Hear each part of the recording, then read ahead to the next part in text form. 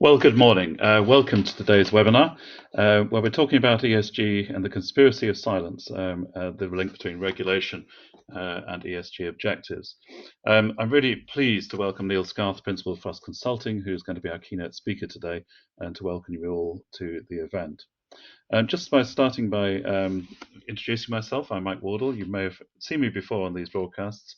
I'm the CEO, head of indices at ZN Group. My job today is very much to open the event and then get out of the way so we can hear from Neil. Just a word of thanks to our sponsors. We're very fortunate at the FS Club to have a range of sponsors who enable us to run these webinar series and to range quite widely over economics, finance, technology and science, and other subjects that we hope will continue to be of interest to you.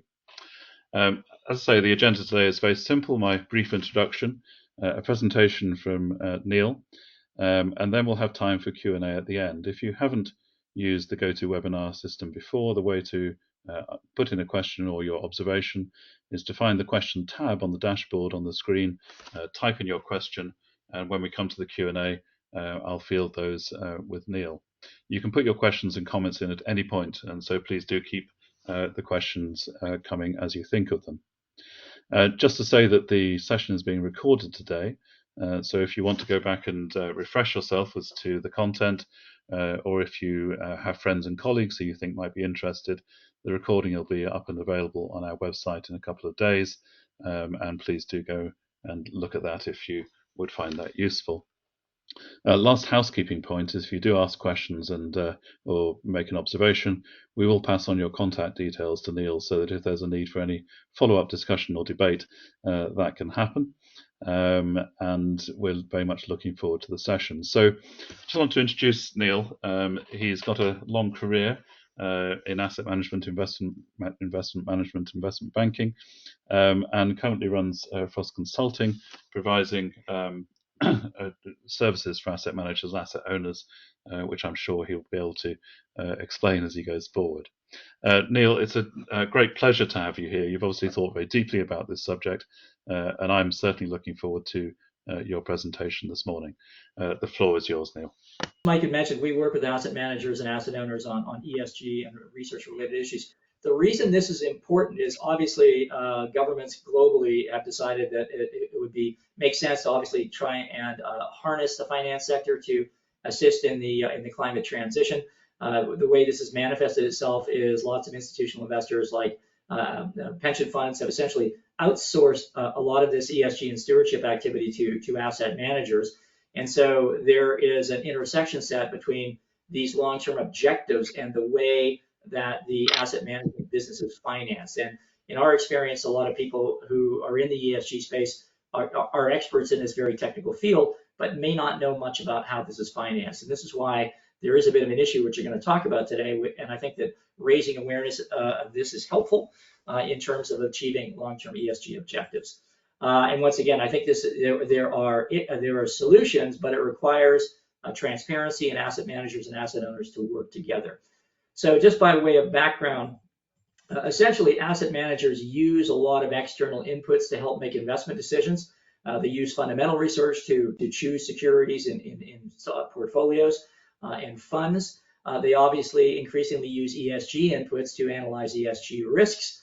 And these are subject to a number of different regulatory sort of regimes, which will intersect, which is important because of the way the financing works. But the key point here is this external information, both fundamental and ESG, is really a critical input for asset managers, but it's a huge expense for them. And actually, it's their second big expense right behind staff compensation. And so until something called MiFID II, which was a securities regime that came in the EU in 2018, typically asset owners or pension funds would have been paying the cost of these inputs on behalf of asset managers. But post MiFID II, for reasons we'll explain, asset managers had to take this cost on themselves. And so what this meant was that their ability to access this information was a function of their profit and loss account, which inherently is very volatile, and essentially basically subjected these budgets to market risks that they hadn't been subjected to before, which is an existential risk, we think, to the system. The good news, or the potentially hopeful news, is there's lots of regulatory change that's happening in the UK within the next basically 3 or 4 months. We have a whole series of new rules related to how asset managers can fund fundamental research inputs, and also PS 2316, which is the SDR disclosure requirements that are coming in. So all of this stuff is happening. So the building blocks are in place for a potentially positive solution or sustainable solution, but we need a lot of people to work together to get this to happen. So just by way of background, on the background to the fundamental research funding, and we'll talk about how this is related to ESG, essentially what happened was in 2018, when MiFID II came in, it basically created more complex rules around managers continuing to use asset owner money to fund research. And most large asset managers in Europe at that time, going into MiFID II, said, yes, even though it's more complicated, we're going to continue to use asset owner money for research because it was a very large bill. So a lot of these managers said they would do that. But what the regulators and nobody had anticipated was the commercial reaction of a few large US managers. There were 3 big US managers in the fall of 2017 who said, because we're really nice people, we're going to pay for research on behalf of our clients out of our P&L rather than charging asset owners, as had normally been the case. What nobody seemed to pick up on is they were doing this for their UK and EU clients only, which is about 5% of their total. So the rest of their research budget was continuing to be funded by US asset owners, but this precipitated a panic amongst EU and UK asset managers who suddenly decided, for competitive reasons, they had to all make this same shift. And so although these US managers were taking very de minimis economic risks because it was only 5% of their clients, for the European managers, it was almost all of their AUM. So this created a very unequal sort of economic playing field where suddenly this immense cost was transferred to the P&Ls of asset managers. And this will have implications for ESG spending, as we'll talk about in a second. So as I say, this dramatically changed the way these things are funded. And once again, post 2018, with the competitive pressure from US managers in Europe did the same thing. But the thing is, when this MiFID II statute was being drawn up, ESG was not really, it was barely visible on the horizon in the scale it operates today. And so this regulation was not created with ESG in mind. And the key problem is, or the key issue is, the cost, research and ESG costs for pension funds are very, very small. A handful of basis points versus a 700 basis point annual return. But when this cost gets moved over to the P&L of the asset manager, as I mentioned earlier, it's their biggest cost after compensation. So it was a huge change in the way they had to operate. And so this, once again, made these research and ESG budgets, which are critical to achieving these goals, subject to market volatility because it became a function of the asset manager's profitability. And the way the asset management business works is they are paid on their assets under management. So if the market goes down by 20%, their assets go down by 20%, their revenues immediately go down by 20%. So it's volatile, it's unpredictable, and it can move quickly, which is not probably the way you want to finance objectives like carbon neutrality in 2050, which require a long application of effort. So the net result of all of this was that fundamental research spending fell by about 75%. Managers did this in an attempt to protect their profit margins.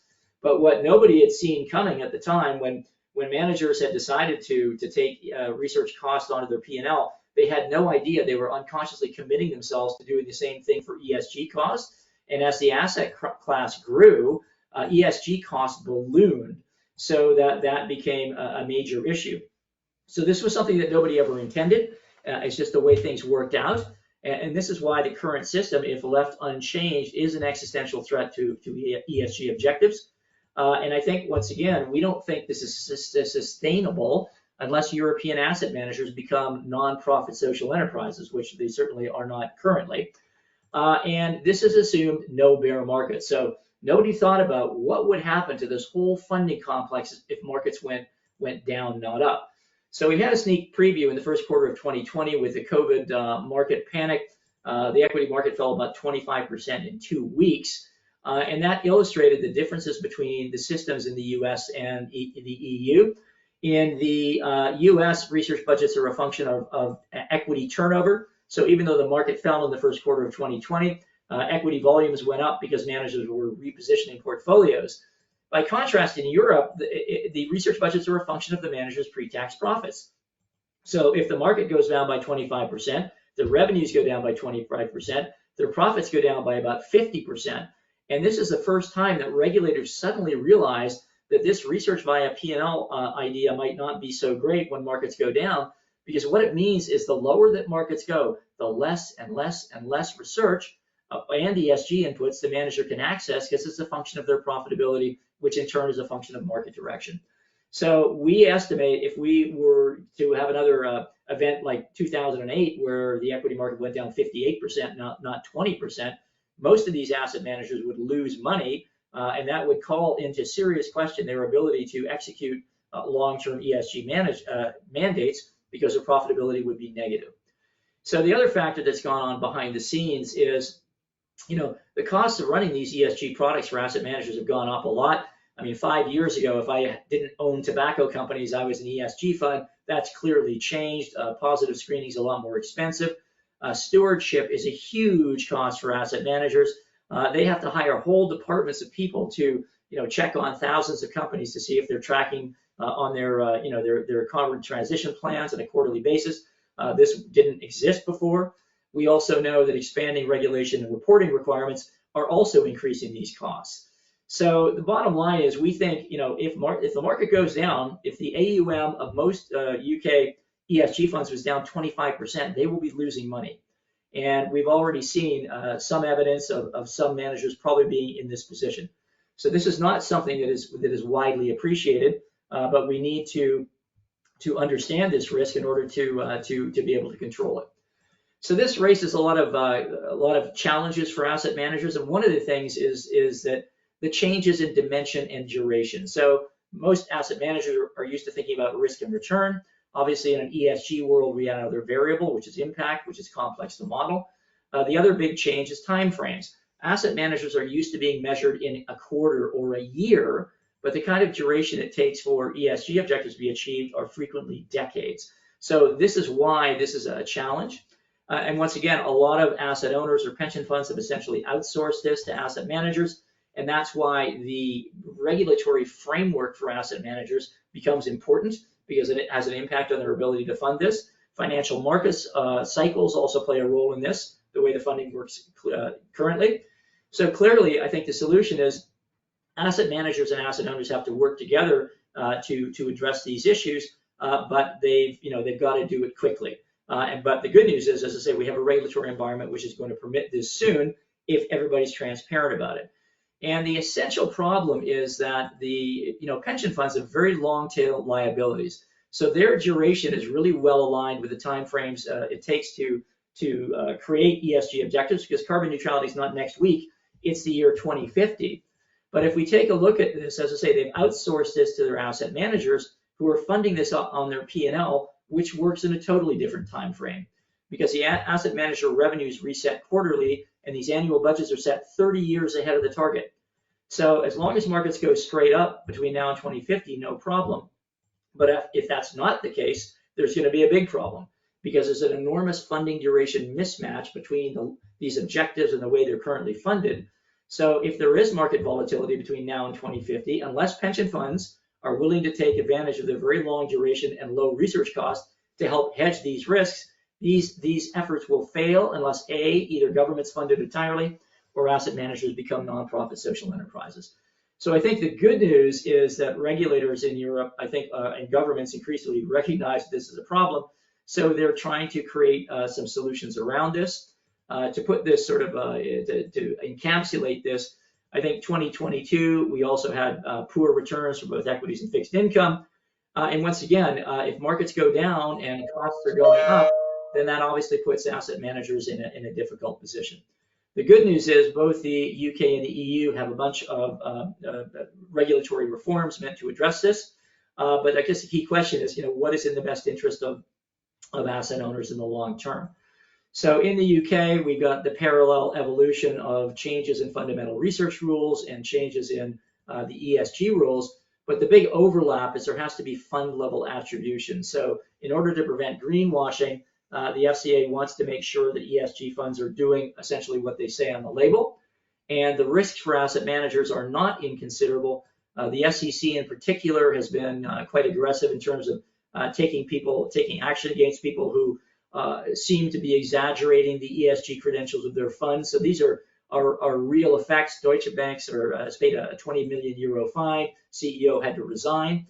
So once again, I think that we need to address this, or there's going to be significant regulatory fallout, which once again would be unhelpful if investors lost confidence in these ESG funds, and that is what the FCA is trying to basically fight.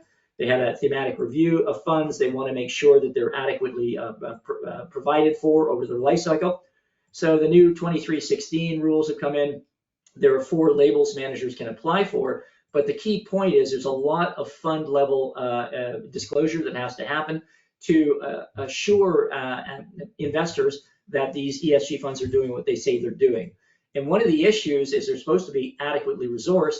The problem is this duration time frame that I mentioned. So essentially what the legislation is saying, what specific ESG inputs are used in this fund product? And the reason that that's important is because not all ESG funds are the same. Depending upon what the fund's objective is, they can use very different inputs. So I think that has to be recognized. And the problem is that most asset managers, can talk, extensively about what they do at the level of the entire firm. They can talk extensively about what they're doing at the level of a company, saying, here's our proprietary ESG score, here's our 10 years of engagement history with BP. What they haven't done is basically to work this down to the fund level, which is where investors invest and where the regulatory scrutiny is going to be. So the industry has to do, a better job, or they're going to run into, I think, regulatory difficulties. The other key point that the regulation brings up is the manager continues to maintain appropriate governance over the course of the life cycle of the fund. But obviously, given the length and duration of these ESG objectives, it's difficult to maintain this on a 30-year view if you think that there's going to be market volatility. There's been no explanation so far from the FCA as how this is going to be measured or enforced. And the difficulty, once again, is that these objectives are a long way out. Here's carbon neutrality in 2050. This chart are all the bull markets in U.S. equities since 1949, average duration about 7 years. Bear markets usually last about a year to a year and a half. So the average financial cycle is about 8.5 years. But here we're trying to finance 30-year objectives. And there's no 30-year period when we can go back in history and find that there's been no market volatility. So every time there is a market decline, it places enormous pressure on the ability of the asset managers to execute these mandates, which is why in many cases people are not asking the right question. What you want to ask the ESG manager is, can you guarantee to maintain the spending that is required by this mandate until our ESG objectives are achieved in 2050? And most asset managers will say, we're going to make a really good faith effort, but we can't contractually guarantee this because we don't know what's going to happen on a 30-year view, which may not be the optimal answer for asset owners. Alternatively, the manager could say, we're prepared to lose an unlimited amount of money, our money, to support your mandate because we're really nice people. That won't sit very well with asset manager shareholders. Or there's another approach where the manager says to the asset owner, look, we're happy to give you a completely transparent, agreed, benchmark research and ESG budget as long as you agree to fund it, because it's not going to cost you very much. And that's the approach that's actually being supported by the Council of Institutional Investors, which is 150 large U.S. pension funds, plus the SEC. So this is how the complex actually works in the U.S. and will continue to work. And the question is, what is the most sustainable approach? And the answer to that question is not the methodology we're currently running in Europe. We've got to change that. Good news is that the UK government the regulators are about to change this. So that's the good news. We get new rules by the 30th of June. Most asset managers haven't gone through the work to do this, but it's possible. So what they really have to do is to take all these inputs and then ascribe them down to the fund level. And at that, if they do that, they're then able to credibly go to asset owners to ask them to contribute to this. but obviously the asset owner doesn't want to pay for inputs that aren't used in their specific product, which is why asset managers have to do this additional work to basically get this down to the granular fund level. So to conclude, what we're left with now is the ESG conspiracy of silence, where asset managers won't admit that ESG costs are a concern for competitive reasons. They certainly don't want to draw attention to the fact that if markets went down for any reason, they might have to cut budgets. Asset owners historically haven't wanted to do anything that might increase their costs, but that's a problem because these costs are rising, and this is why we need regulatory solutions. So clearly, we want sustainable and transparent solutions. The answer are for asset managers and asset owners to create and jointly run transparent research budgets, which are supported by asset owners who have this very long duration. So once again, we're at a juncture where we can make progress, but if we cease to fail this opportunity, these outcomes could be very much put at risk. So I was going to conclude with that. So happy to turn it over to questions.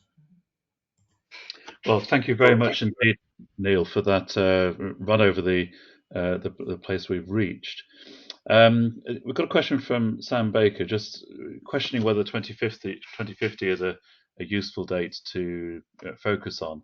It's kind of an arbitrary date in some senses, and ESG, including emissions reductions, are required now, and the extent to which assets are seen as part of the solution versus the asset as well as the aggregate implications. So what is the impact on the value of assets today of looking ahead, and how do asset managers cope with the fact that they're trying to track what's happening now in terms of emission reductions?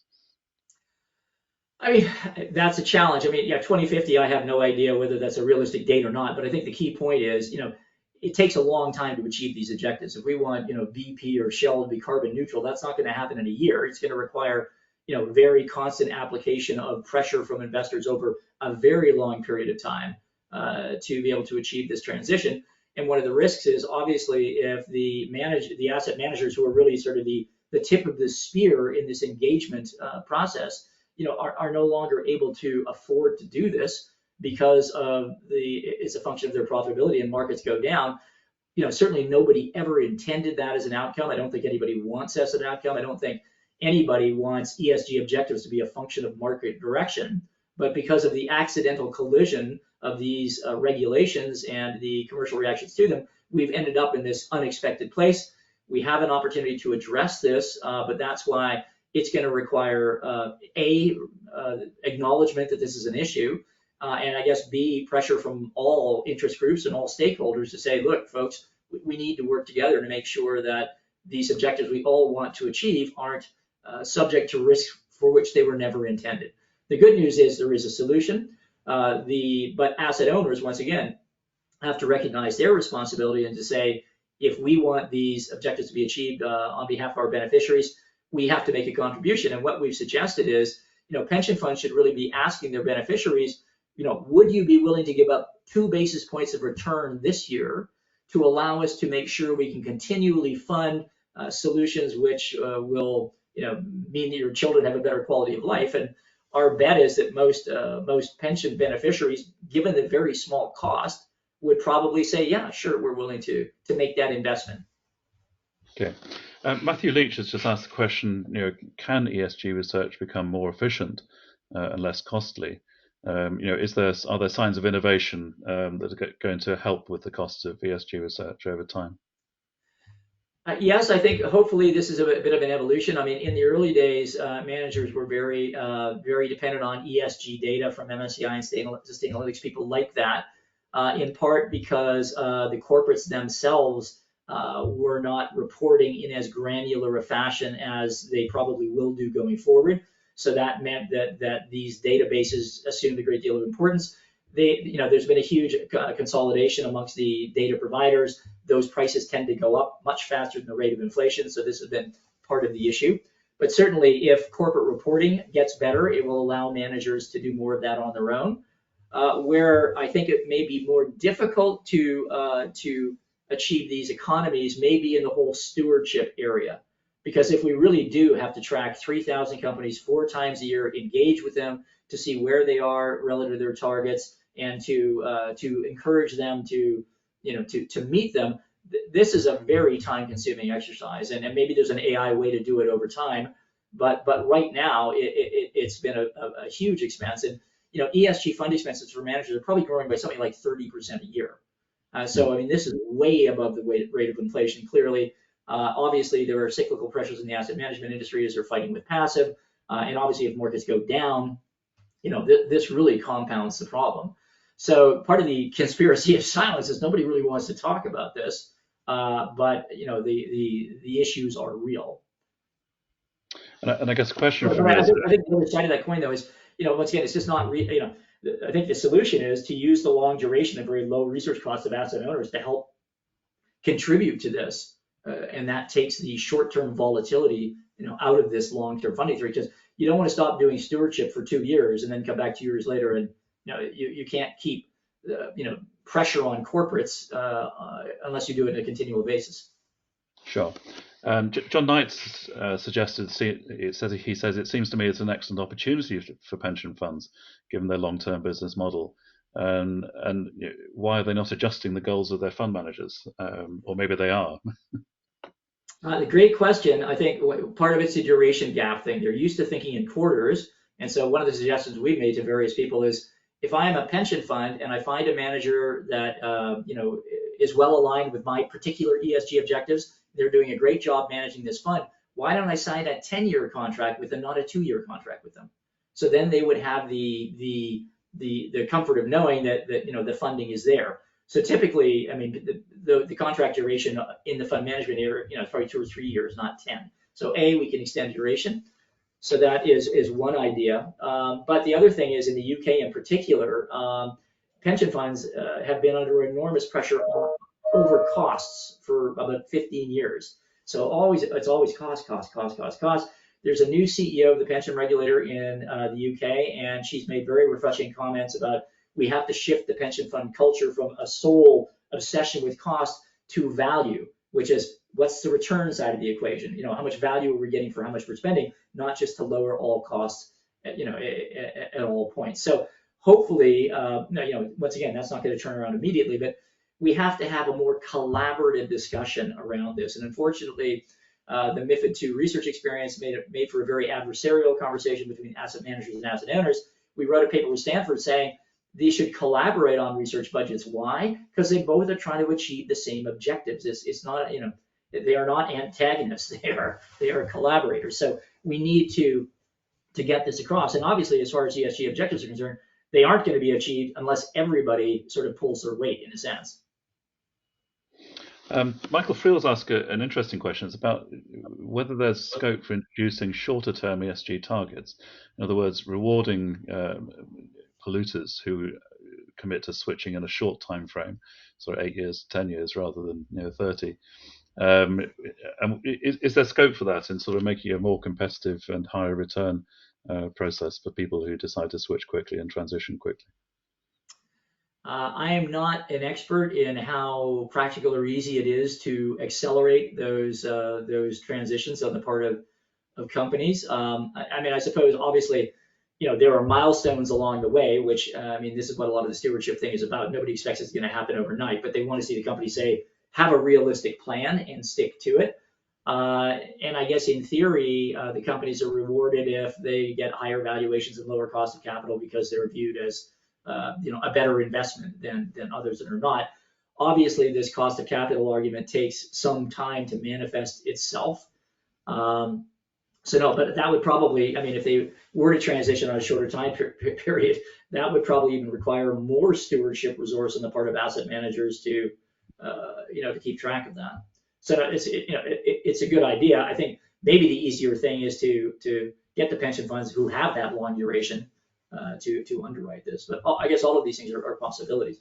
But once again, even if we went to a shorter transition, if this is left entirely up to asset managers to execute, and there's a bear market, 10 years is even a long time in market terms. It's that's the problem. And I guess the question for me that comes out of your presentation is, where does this debate need to happen? Obviously, we're having it today, and one of our webinars. But actually, are there moves by the regulators or others to have this discussion openly between asset managers and owners? I mean, I think we're getting the rudiments. Are getting there in the UK. The fundamental research reform and the SDR rules are in totally separate silos at the FCA. They're in totally separate silos at the Treasury. They're in totally separate silos at asset managers. But somehow this needs to be brought together. But I think obviously the fact that the pension regulator is also encouraging pension funds to look at something other than the lowest possible cost. I mean, all these sort of ingredients or building blocks are there to have a more collaborative discussion. Is everything joined up yet? No, not yet. But I think, the more that concerned citizens or interest groups or stakeholders are aware of these issues, then, perhaps they should be engaging with their counterparties and asset managers and pension funds. Say, have you thought about this? Or what are you doing about this? Or how are you managing this risk? And that's why the FCA with the SDR regulations is trying to avoid greenwashing. So we want these ESG funds to do what they're saying.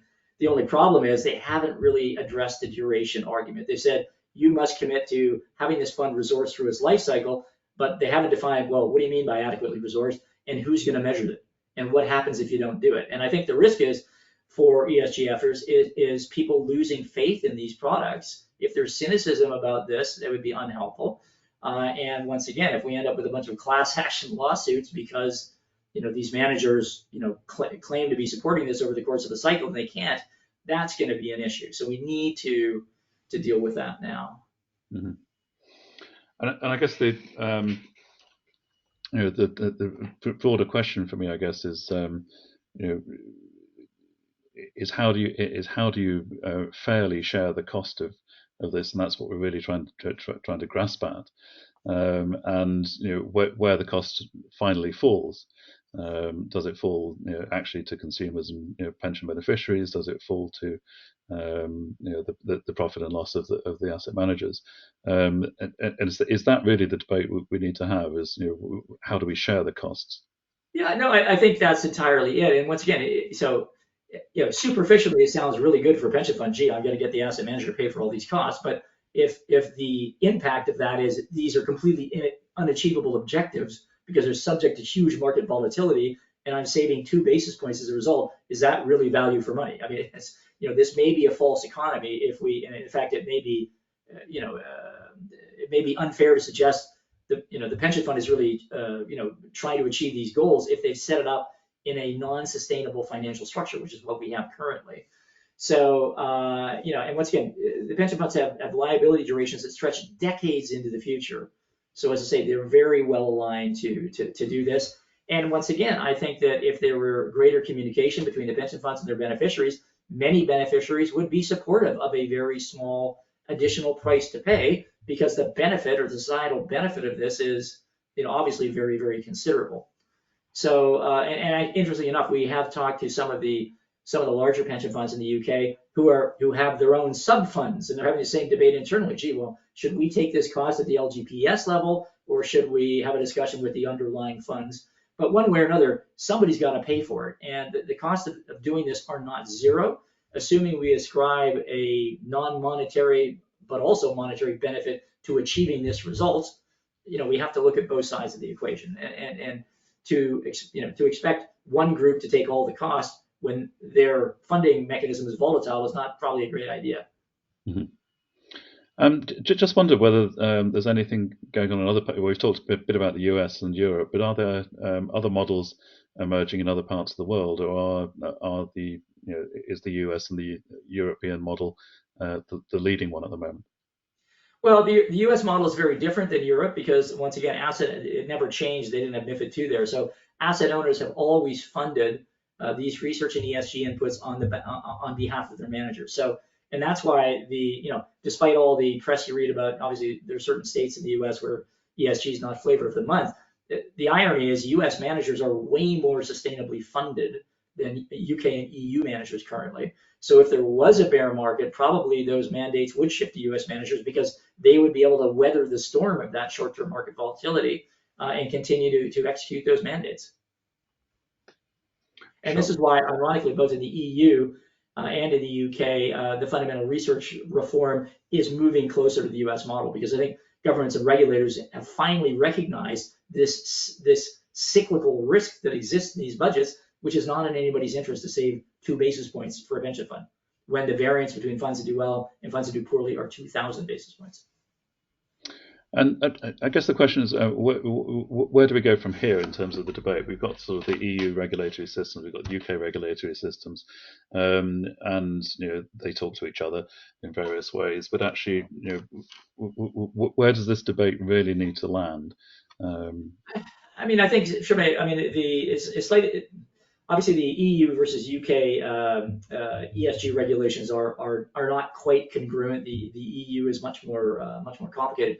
But I think the wider point, which also applies to ESG, is we need asset managers have to take advantage of the flexibility they're going to have in both jurisdictions to charge back some of these costs to asset owners. They're going to have to be able to justify it. They're going to have to be able to benchmark it, but it'll be transparent, which was the point of MiFID II to begin with.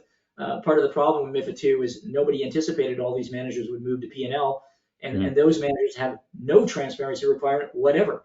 So we just need to get back to a situation where there's a transparent conversation, everybody knows what the costs are, and we have to say, do we want to achieve these, yes or no? Okay, if so, how do we do so in a sustainable fashion?